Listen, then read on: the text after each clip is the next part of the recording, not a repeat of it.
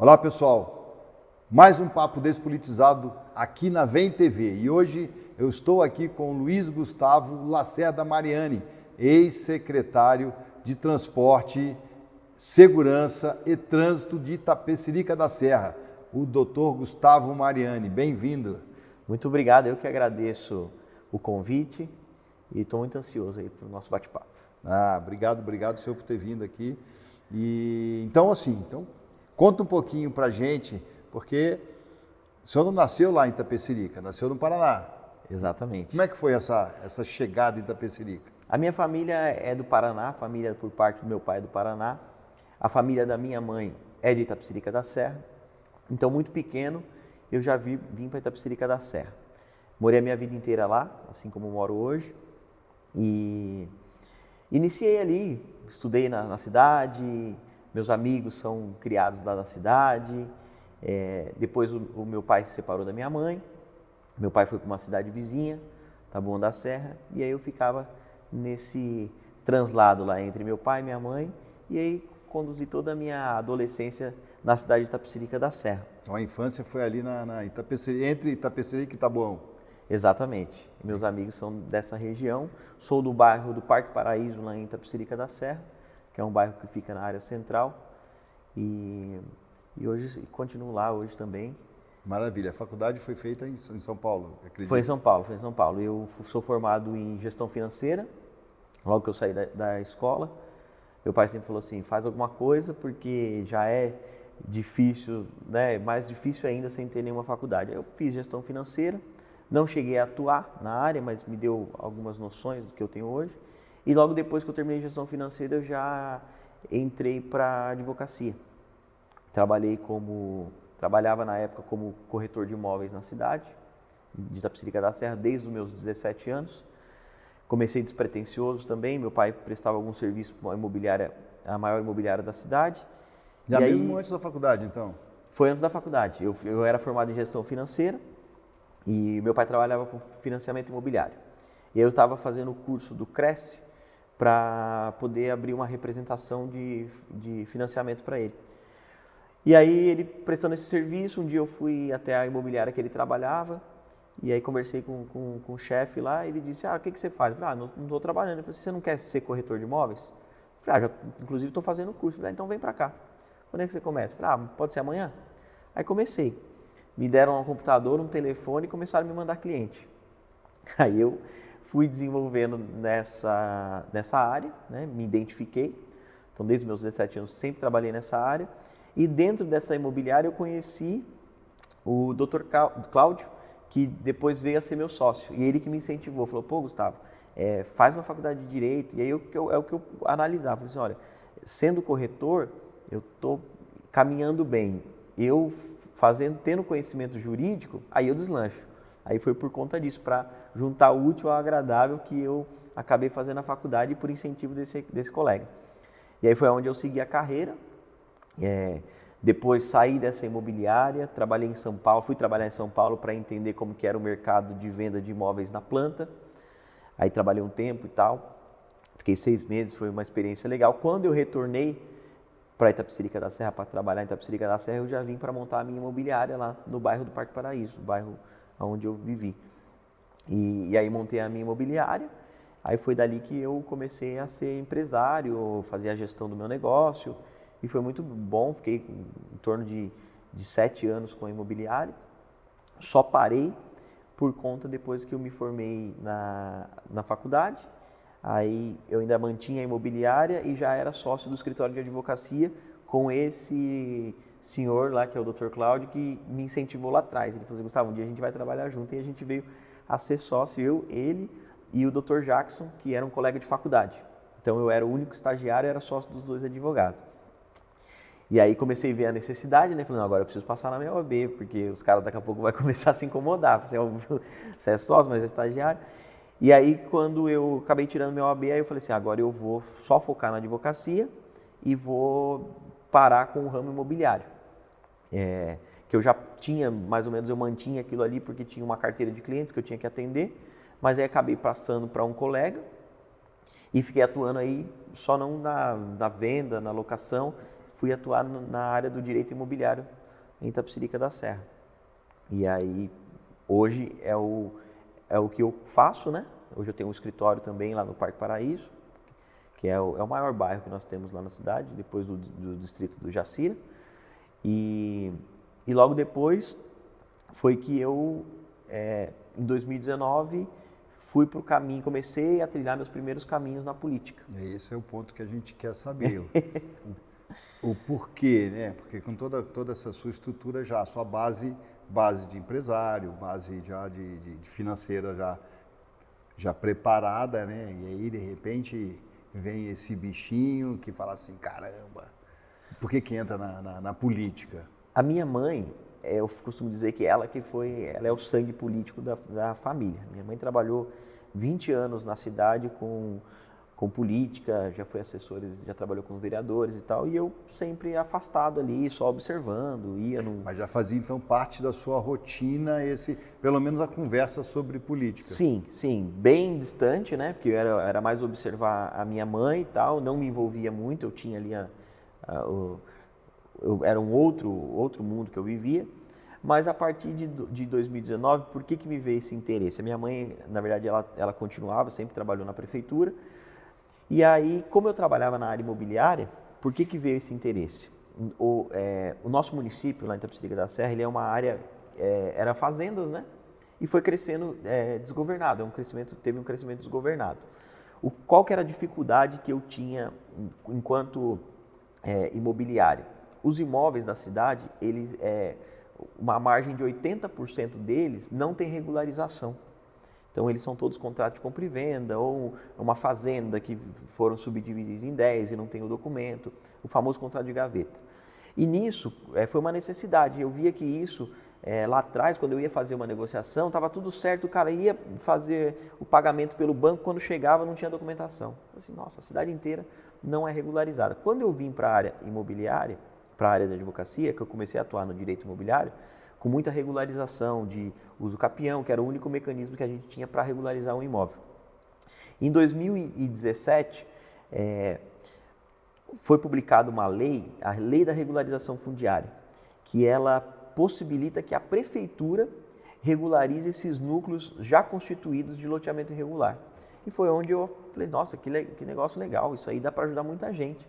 Porque eu entregando uma escritura, a pessoa nunca mais vai esquecer. É a segurança jurídica do lar da pessoa. E a prefeitura, existia esse mecanismo dentro da prefeitura para se poder trabalhar. Até então eu fazia essas regularizações, mas todas pela via judicial. Então foi onde eu comecei a entrar nos bairros para poder oferecer esse serviço. Falar, nós temos um projeto que é para fazer a regularização fundiária, existe a possibilidade de fazer isso pela prefeitura. E aí eu comecei a atender muitas comunidades. Quando eu levei isso para a prefeitura, que eu falei, nossa, legal, tem a lei, tem a possibilidade, é mais um serviço que a prefeitura pode entregar. Não foi esse mar de rosas que é a lei escrita no papel. A sua expectativa foi frustrada? Foi, porque existe uma demanda imensa, não tem todos os profissionais que é necessário, mas aí eu tive em uma dessas comunidades que eu já atuava, dando uma assessoria jurídica, é um loteamento irregular, que moram 250 famílias, e em uma época eles não tinham saneamento básico. Então o loteador foi lá, fez os terrenos de forma irregular, vendeu para todo mundo, prometeu que ia entregar água, o esgoto, a iluminação pública, o asfalto, só que ganhou dinheiro e foi embora. É muito comum na nossa região. E esse povo ficou lá desguarnecido. Então foi onde eu comecei a fazer as tratativas com eles, entender a necessidade. Falei, olha, felizmente, esse serviço de saneamento básico vocês vão ter que fazer. A gente vai tentar fazer pela prefeitura, mas se não acontecer, por que vocês não se juntam e custeiem essa obra? Aí consegui juntar 250 famílias, contratar uma empresa de água para fazer o saneamento básico, instalar a rede de água e de esgoto, do próprio bolso deles. Fui lá, montei uma associação, essa associação contratou, organizou para todo mundo fazer o pagamento, enfim, conseguimos executar. Falei, nossa, que legal, a gente se juntou, o povo, conseguiu fazer, conseguiu viabilizar. Logo depois que eu fiz isso, eu eu peguei essa pauta deles e falei assim, agora vamos pedir a regularização. Porque um dos critérios da regularização, dessa regularização administrativa, é que tenha pelo menos 2 serviços básicos que já atendem o bairro. Então, nós tínhamos lá a água e o esgoto. Falei, nossa, legal, vou levar para a prefeitura, fiz um protocolo, falei assim, ó, prefeitura, temos esse núcleo de moradores, precisamos saber se existe a viabilidade. E a prefeitura me deu o positivo, falou assim, ó, existe a viabilidade. Falei, nossa, que legal, vai acontecer. Quando eu fui conversar para entender os pormenores do processo, o procurador da prefeitura ele foi bem claro comigo, falou, Gustavo, foi aprovado, só que é o seguinte, está vendo essa pilha aqui de documento? Ele vai entrar aqui, ó, no final da fila. Entrou lá embaixo. Entrou lá embaixo, por quê? A prefeitura, ela já tinha muitos processos onde ela era polo passivo com pena de multa diária por loteamentos irregulares que ela deixou acontecer, foi notificada no início, porém deixou acontecer e ela tinha uma pena, já tinha uma sentença sob pena de multa se não tomasse nenhuma providência. Então ele foi muito claro comigo, falou, Gustavo, agora que existe essa lei que possibilita, eu preciso, assim como você me trouxe um núcleo, eu tenho 40 núcleos com condenação da prefeitura. Então eu preciso primeiro resolver os problemas da prefeitura para diminuir o prejuízo ao erário e depois eu vou começar a trazer projetos. Por quê? Porque eu não tenho mão de obra para isso. Aí foi onde me deu o start, falei assim, e se eu juntar esse povo, contratar o advogado, o arquiteto, todos os profissionais envolvidos, o engenheiro ambiental, assistente social e trazer mastigado para a prefeitura. Todos os projetos que vocês iriam fazer aqui com o profissional de vocês, eu faço lá fora e trago aqui. Aí ele falou assim, nossa, aí você está fazendo o meu trabalho. Eu falei, então, você só vai tramitar. Aí fiz isso. Aí comecei a fazer isso e em 2019 já tinha uma vontade, porque aí eu falei, nossa, você estando dentro da política, ao invés de eu fazer isso de forma contratada, eu posso tratar isso como uma política pública. Exatamente, você estava fazendo política social, né? Você já estava fazendo política, mas era social ali, e aí você começa a fazer política pública. Exatamente. Eu falei, nossa, isso aí é um projeto que eu quero trazer, porque eu acho muito importante, vivi na área imobiliária, então eu sei da necessidade. A princípio, para essa questão. E aí foi quando, em 2019, eu conhecia as pessoas ali da prefeitura, conheci um amigo meu que estava cuidando de um processo dele, trabalhava na prefeitura, eu falei assim, cara, me apresenta os políticos aqui da cidade, eu quero entrar na política. Não sei como é que funciona, quero entender, quero estar no meio, quero sair candidato. Aí ele me apresentou. Aí você já foi direto Já fui, porque assim... No cerne da questão. Eu falei, cara, eu sempre fui assim, quando eu tomo uma decisão que eu coloco na cabeça, eu falo, eu vou e tem dado muito certo. Então, eu tenho um feeling assim para as coisas que eu escolho que, graças a Deus, Deus me abençoa muito em relação a isso. E aí eu fui, pedi um contato e tal, comecei a fazer aquela articulação, entender como que era a montagem do partido e tal, enfim. No final no meio do ano de 2020, a eleição seria em outubro, eu consegui uma legenda dentro de um partido da cidade, não tinha experiência nenhuma, não sabia fazer cálculo de coeficiente, enfim, só sabia que eu queria sair candidato com as condições que eu tinha.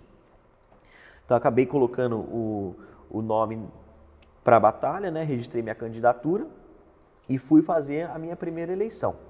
Trouxe muito da experiência da minha mãe. Minha mãe ela faz um trabalho social de 20 anos, então isso aí me ajudou muito, porque ela já tinha uma bagagem, um direcionamento, tem que fazer isso, atender isso, ir por esse caminho, então usei muito da experiência dela. E orientar também nos cuidados, né? Cuidado com isso, cuidado com aquilo, né? Eu imagino que seja um campo minado também. É um campo minado. E essa parte quem faz hoje é o Dr. Cláudio, que foi que foi primeiro meu professor, depois meu sócio. Hoje a gente não tem mais sociedade, mas hoje ele é o meu advogado eleitoral. Então, eu gosto de fazer muitas coisas, daqui a pouco eu posto alguma coisa, ele, cara, não pode postar isso, porque vai... Então, ele fica ali meio que na rédea, né? Então, acabei fazendo o quê? No instinto. Qual que era o meu instinto? Conversar com as pessoas, falar do meu projeto. A princípio, o grande projeto que eu tinha era a questão da regularização. Eu queria fazer essa política pública de trazer as escrituras, de regularizar o município, porque em contrapartida, eu traria também um recurso novo para a prefeitura. A partir do momento que eu regularizo uma área com 250 famílias que ninguém paga um IPTU, Imagina eu colocar 250 famílias para contribuir, que todo mundo, quando a gente entra num bairro para falar do projeto, eles falam assim, nossa, eu quero a minha escritura, eu faço questão de pagar meu IPTU para poder cobrar as melhorias da prefeitura.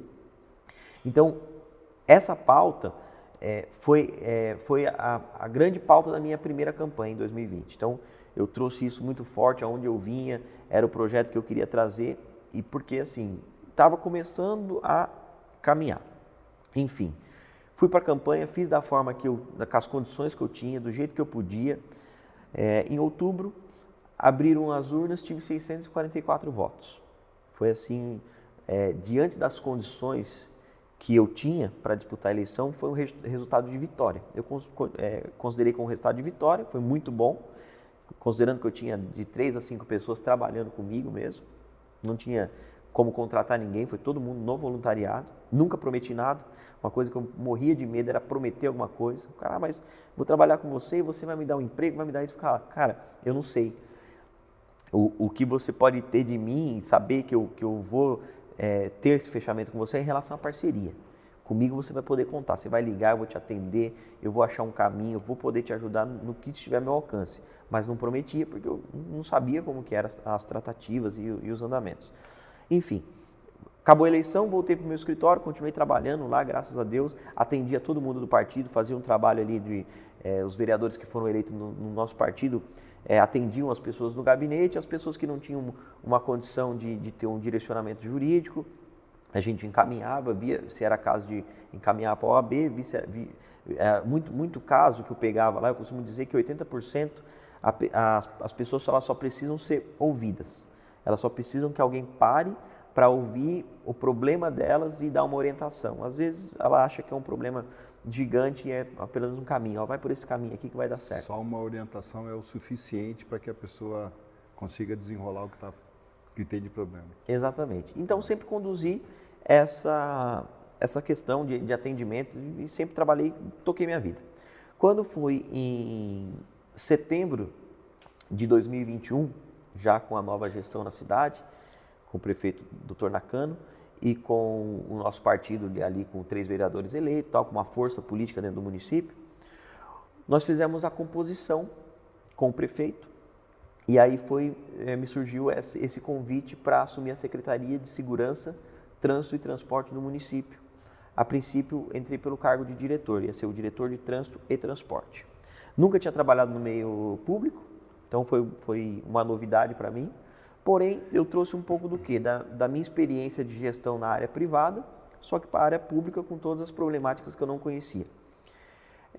Foi muito bom, porque esse trabalho que eu realizei como diretor, eu peguei muito rápido, né? Me interessei em aprender, em ir atrás, então consegui desenrolar um trabalho muito rápido, que aí o próprio partido já acabou acendendo uma luzinha ali e falou assim, nossa, o Gustavo ele tem um potencial para ser secretário. Então, quando deu 3 meses, já queriam que eu fosse o secretário. Aí sim, de diretor de Trânsito e Transporte, para ser o secretário de Segurança, Trânsito e Transporte, que aí eu iria também comandar a Guarda Civil Municipal da cidade, que hoje nós temos em torno lá, na época era 96, hoje nós temos 94. Era um desafio muito maior, não tinha tanta habilidade com o tema, porém foi um desafio que me foi colocado. Consegui, mesmo com as dificuldades, montar uma equipe que iria me dar uma assessoria em relação a um especialista de segurança, um especialista no transporte, no trânsito. Enfim, com 6 meses, em abril de 2022, assumi para secretário. Aí a responsabilidade aumentou, eu tinha que tratar de um orçamento de uma secretaria, eu tinha que conduzir 150 funcionários e assim, estava cru. O que eu tinha era muita vontade de aprender. Porque você começou para ajudar a resolver um problema localizado num bairro de pessoas que tinham dificuldades em relação à moradia, né? Exatamente. E acabou assim, surgindo, foi algo que eu costumo dizer assim, caiu no meu colo a oportunidade, eu falei assim, é uma grande chance que eu tenho de poder entender, estar no meio para poder ver o que mais dá para a gente ajudar o povo. E aí foi quando eu abracei a causa da segurança na cidade e comecei a desenvolver. Por quê? Tinha uma grande reclamação que a Secretaria de Segurança não tinha a estrutura. Os guardas na cidade, todos eles vibram para trabalhar, todos eles querem fazer. Só que eles não tinham a estrutura, eles não tinham a qualificação certa, não tinham o armamento, não tinham a viatura, não tinham uma estrutura física digna, não tinha uniforme, enfim, uma série de demandas que acabavam influenciando na questão da atuação na cidade, da segurança, que hoje fica a cargo da polícia, da polícia que a gente fala que é a polícia municipal, que é a Guarda Civil Municipal, por conta da proximidade, né? É uma polícia que você tem, uma cidade é algo muito próximo, você conhece o comandante, você conhece os guardas, então você tem esse contato mais direto. Então a minha missão foi o quê? Dar estrutura para que isso pudesse ser alavancado. Identificando as demandas, junto com esse meu assessor de segurança, que é o Neves, ele falava: Gustavo, isso aqui é necessidade, olha, as viaturas, elas têm 200 mil quilômetros rodados, ela não tem uma quantidade certa aqui para a cidade. Então vamos fazer o quê? Vamos olhar o contrato. O que precisa fazer? Precisa rescindir, precisa contratar outro. Vamos fazer isso. Armamento. O que precisa? Lá nem toda tropa tinha um armamento. Você vê que absurdo. O instrumento de trabalho. Então a gente foi atrás, comprou armamento. O que eu fiz? Uma gestão, primeiro, sem vaidade, que foi o que eu falo assim, que a minha falta de experiência foi o sucesso dos meus resultados. Por quê? Ao invés de eu esperar que toda decisão passasse por mim, toda reunião, toda tratativa com o prefeito, com os outros secretários, eu descentralizava para as pessoas que estavam ao meu redor. Então, o meu diretor, o meu assessor, eu falava assim, faz a reunião, tal pessoa, trata nesse sentido, resolve essa pauta. Se não resolver, aí você me aciona. Se o problema ficar mais difícil de resolver, aí você me aciona que eu vou e faço a parte política, converso com quem tem que conversar, vou aqui, vou ali, para resolver. Então eu deixava, ao invés de eu ter uma ação resolvida no final do dia, como eu soltava todo mundo para fazer, no final do dia eu tinha 5 ações resolvidas ou bem encaminhadas. Mas me permita fazer uma pergunta aqui. A sua falta de experiência ou a sua experiência enquanto empresário, enquanto já está no mercado como eu acredito que a parte de imobiliária te dá bastante flexibilidade para negociar isso tudo, né? Porque vender um imóvel não deve ser fácil. Sim.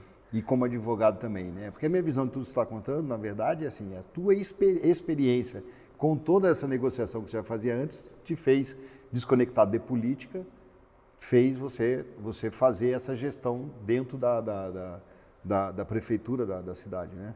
Foi. Essa é a minha percepção, sim, né? Sim. Eu digo que a falta de experiência na área ali, na dinâmica do poder público.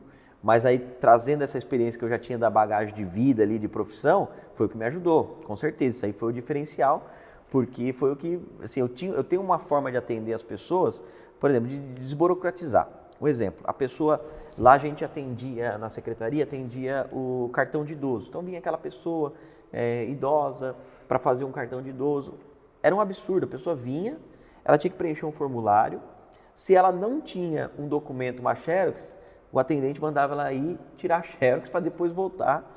Ela tinha que voltar depois de 7 dias para buscar um cartão. Eu falei, não, isso não pode acontecer assim, nós temos uma máquina de xerox do lado. Tira a xerox para a pessoa, o cartão não é só colocar no computador e apertar um botão para imprimir, vamos fazer dessa forma. Então, pequenas coisas que já vinha com um vício antigo, eu comecei a falar, não, isso aqui tem que funcionar dessa forma, isso aqui tem que funcionar dessa forma. E fui um maestro ali da situação. Então, isso foi muito importante, porque hoje, nesse período, eu fiquei 2 anos efetivo como secretário, eu me afastei agora por conta de projetos futuros, mas a gente tem um discurso dentro da tropa da GCM que fala, Gustavo, o período que você ficou aqui, de 2 anos, parece que você esteve 15 anos com a tropa, porque foi tanta coisa que você colocou para acontecer, a gente colocou, e a gente assim, o que eu falo que eu fiz? Eu fiz o arroz e o feijão, eu fiz o que eu era pago para ser feito, então trabalhei, simplesmente fiz isso, e tive interesse de fazer as coisas acontecerem. Hoje, a cidade, a gente foi atrás, fez um convênio com o Estado de São Paulo, do Detecta, do Cortex. Hoje, a cidade, a gente tem o sistema, é uma das poucas cidades que tem um sistema de monitoramento nas entradas e nas saídas. A gente sabe todo veículo que entra e que sai da cidade.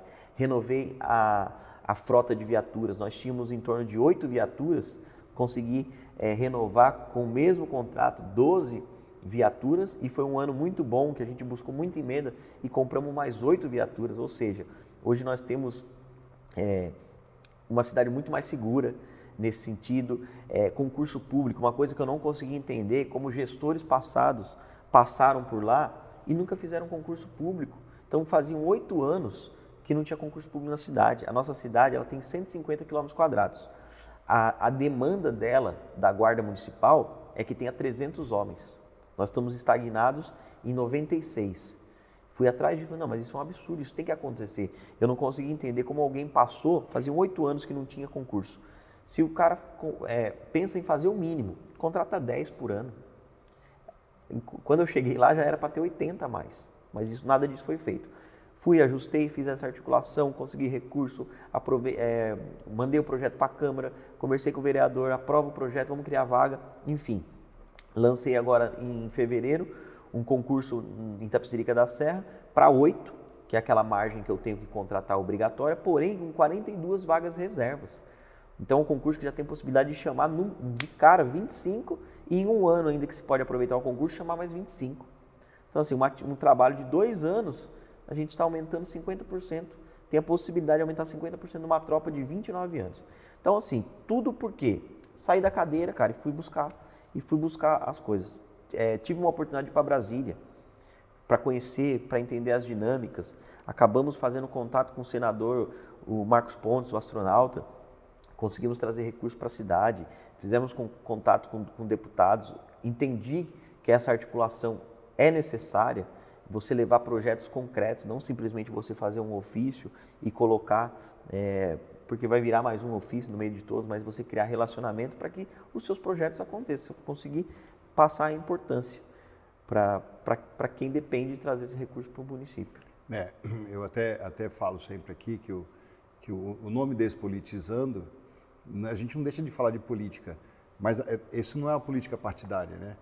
Isso é uma política pública. Isso você está devolvendo para o povo, para aqueles que acreditaram em você. Na verdade, você nem foi eleito, né? Você entrou como secretário e está devolvendo para o povo aquilo que ele precisa, né? Então, o Despolitizando, o papo despolitizado, não deixa de falar de política, mas a gente tem que falar dessa política pública, dessa política social, dessa entrega que você, ser humano, devolve para a população, né?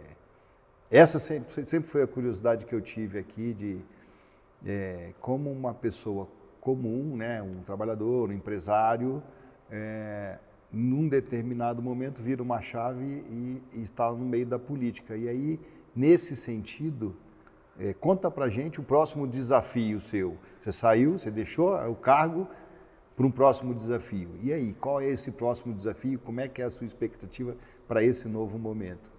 Então, agora estou como pré-candidato em Itapecerica da Serra, a vereador pelo partido do PL, e a nossa expectativa está muito alta em relação ao sucesso desse projeto, porque o trabalho que foi feito hoje é uma vitrine que eu tenho para poder passar para a população e falar, olha, com boa vontade, com boas intenções, você faz a coisa acontecer. E aí estou levando, agora com uma experiência maior, então, até então, em 2020, eu atuava ali no Parque Paraíso, que era o meu reduto, onde eu tenho um escritório, onde eu cresci, onde as pessoas me conheciam. Com o trabalho que eu tive à frente da secretaria, eu pude atuar no município. Nós somos um município de 150 km², então nós temos extremos, temos área rural, temos periferia, temos área central. Então, hoje eu consigo chegar na ponta, consigo chegar em pessoas que eu não chegava. Então, estamos levando o projeto para cada canto da cidade, passando para as pessoas o seguinte: eu sou um cara que eu não costumo, eu não gosto de promessas, eu não vou te prometer. Só que assim, o meu trabalho está aqui, foi feito. Eu fui despretensioso, nunca prometi nada, mas fiz acontecer. E a nossa intenção, como pré-candidato vereador, é trazer uma proposta nesse sentido. Não sou especialista em todas as áreas. Eu sei que agora, ali, como secretário, eu cuidava do meu quadrado, né? Segurança, trânsito e transporte. Não podia botar a mão na educação, botar a mão na saúde. Agora, sendo eleito vereador, terei que tratar todas as pautas da cidade. Assim como eu fiz na Secretaria de Segurança, que eu não era especialista em segurança, o que eu pretendo ter? pessoas que entendem do assunto para poder me dar os pormenores ali, me passar as demandas, para que eu elabore um projeto tendo conhecimento de causa e aí sim, vá buscar junto aos ministérios em Brasília, junto aos deputados, trazer recursos para que as coisas aí num nível muito maior aconteçam dentro da cidade. Então é o grande projeto que a gente está trazendo para a população, falando do que a gente fez, falando do que a gente quer fazer. Eu costumo dizer para a equipe que anda comigo que a gente tem que fazer diferente do que os outros fazem. Então a gente tem que realmente criar a política que a gente vai na casa da pessoa, que a gente entende a demanda, que a gente anda no bairro para saber, porque assim, eu não sou de determinado bairro, então tem demanda que só quem vive ali sabe o que acontece. E qual que é a parte do político? É você trazer isso para o político, que ele é a interlocução com o poder público, com o prefeito, fiscalizar o que o prefeito está fazendo. Quando o prefeito manda um orçamento para a Câmara aprovar, qual que é a necessidade do bairro? A necessidade do bairro é fazer um campo de quadra sintética ou é resolver um problema de alagamento que janeiro, fevereiro e março atinge lá 100 famílias? Qual que é a prioridade? Prefeito, a prioridade aqui é essa. É você conhecer para você poder interferir no momento que o prefeito for destinar aqueles recursos para determinada área. Então, assim, costumo dizer que eu não vou ser aquele vereador que fica cortando mato, pintando lombada. Eu acho que isso é o mínimo, isso é o que a prefeitura tem que entregar. Eu quero ser vereador de projetos grandes. Para isso, eu vou ter assessor que vai estar ali no dia a dia, ouvindo a população, destravando o que tem que destravar, que a gente sabe que é muito difícil e é necessário também que a gente tenha o mandato ali para poder brigar por essas coisas que são do dia a dia e não acontecem de forma natural. Mas no meu projeto eu quero fazer o quê? Eu quero, até porque tenho projetos futuros. Então, eu não quero ser aquele vereador de 4 anos. Costumo dizer para as famílias aonde eu vou lá falar do projeto. Falar, primeiro, eu quero ganhar a tua confiança aqui pela gratidão. Você vê o que eu estou falando, que você acredite no que eu estou falando mediante o que eu estou apresentando aqui para você, o que eu já vou te provar até chegar em outubro, que é o dia de botar o voto lá na urna. Então, e criar essa proximidade. Eu não quero passo hoje, vou lá, falo do projeto, depois eu só volto daqui 4 anos. Primeiro que eu não vou nem ter coragem de voltar daqui 4 anos. Então, uma coisa que eu falo é muito diferente. Eu quero ser o apoio de vocês durante os 4 anos. Pode ser que tenha pessoa que vai precisar de mim uma vez nos 4 anos, mas tem pessoa que precisa toda semana. E hoje a gente tem um grupo de pessoas que abraçou o projeto, que é os braços que eu tenho para poder resolver. Então, essa condução deu tudo muito certo. Por quê? Porque também eu não fiz nada sozinho. Tem uma equipe por trás que está a todo momento me assessorando nesse sentido. Então agora 100% na política, então agora com metas maiores no futuro, que isso vai ser para um outro papo. Eu desejo sorte nessa nova empreitada e deixo também aberto para a sua fala final aqui, deixar alguma mensagem para quem está nos vendo, né? Até porque a parte que eu mais gosto é essa, é a parte que a gente vê que existe realmente um trabalho, existe um ser humano e que essa entrega é a entrega que é pessoal, né? Não tem nada a ver com política partidária, não tem nada a ver com crenças políticas, Sim. Tem a ver com o que você acredita, né? Então, por favor, a palavra é sua. Quero agradecer, primeiramente, pela oportunidade, muito engrandecedora aqui a experiência também, a tua história de vida também, muito bacana. E dizer que a política é realmente isso, são pessoas que querem fazer o bem para a comunidade, trazer política pública para melhorar a vida das pessoas que mais necessitam, então essa é a nossa missão. É realmente sair da nossa zona de conforto e ir lá buscar, arregaçar as mangas, tem que ter muito amor para fazer isso, tem que ser pessoas sérias esse é o nosso projeto, é trazer cada vez mais melhorias, no caso, a princípio, pela nossa cidade de Itapecerica da Serra. Muito obrigado. Obrigado.